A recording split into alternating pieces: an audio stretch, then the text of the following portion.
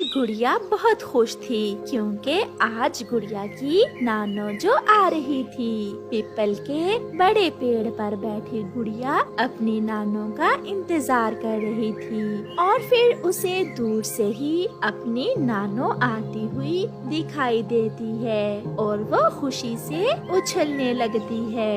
नानो आ गई, नानो आ गई। ऐसे कहते हुए गुड़िया उड़कर अपनी नानो की तरफ जाती है। नानो, मैं सुबह से ही आपका इंतजार कर रही थी। बहुत गर्मी थी गुड़िया बेटी, बहुत मुश्किल से यहाँ तक पहुँची हूँ। फिर गुड़िया और उसकी नानो घर आ जाती हैं। गुड़िया की मम्मा नानो को ठंडा लाल शरबत देती है। बारिश हुए भी काफी समय बीत गया है, इसलिए गर्मी बहुत बढ़ गई है।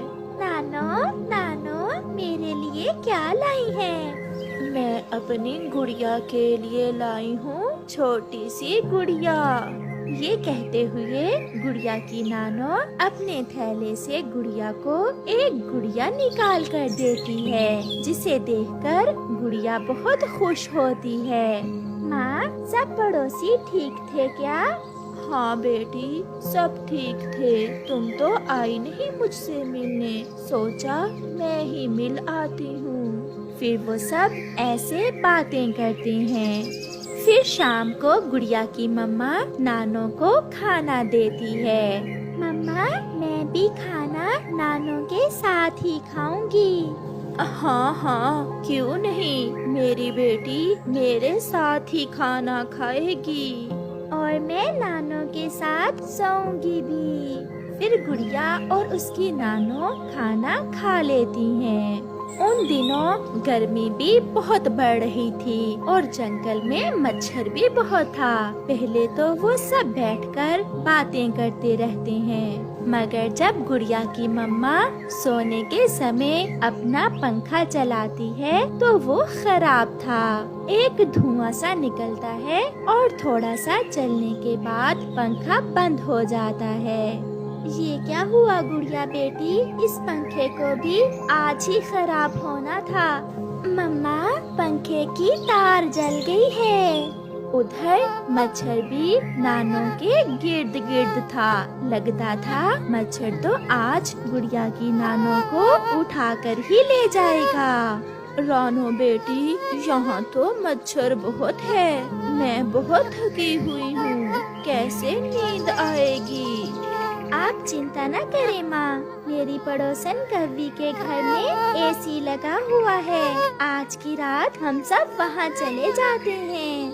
फिर वो सब गोरी कव्वी के घर चले जाते हैं। गोरी बहन, मेरा पंखा भी आज ही खराब होना था। माँ जी आई हुई है, मच्छर तो सोने नहीं दे रहा था, इसलिए आज की रात हम आपके पास ही रुकेंगे। गोरी तो चुप रहती है, मगर कालू कौवा, जो थोड़ा सा गोरी कव्वी से अच्छा था, कहता है, हाँ हाँ चिड़िया रानी, ये घर भी आपका अपना ही है। ये कहते हुए कालू कौवा एसी चलाता है। एसी की ठंडी हवा के आते ही गुड़िया और नानो तो सो जाती हैं।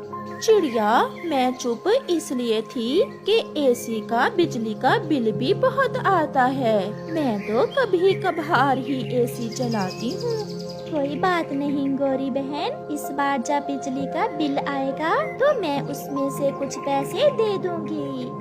ये सुनकर गोरी कव्वी बहुत खुश होती है। रात गुजर जाती है और फिर गुड़िया की नानो भी वापस चली जाती है। गुड़िया और उसकी मम्मा अपने घर में बैठी हुई थी। गुड़िया आज बहुत उदास थी। कल इस समय नानो रास्ते में हमारे पास आ रही थी। मुझे पता है बेटी, आप बहुत उदास हो, चिंता ना करो, जब गर्मियों की छुट्टियां होंगी तो मैं आपको ले जाऊंगी नानो के पास।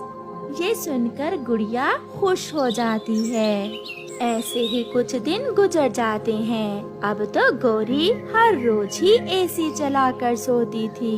उसके पति ने पूछा तो कहने लगी,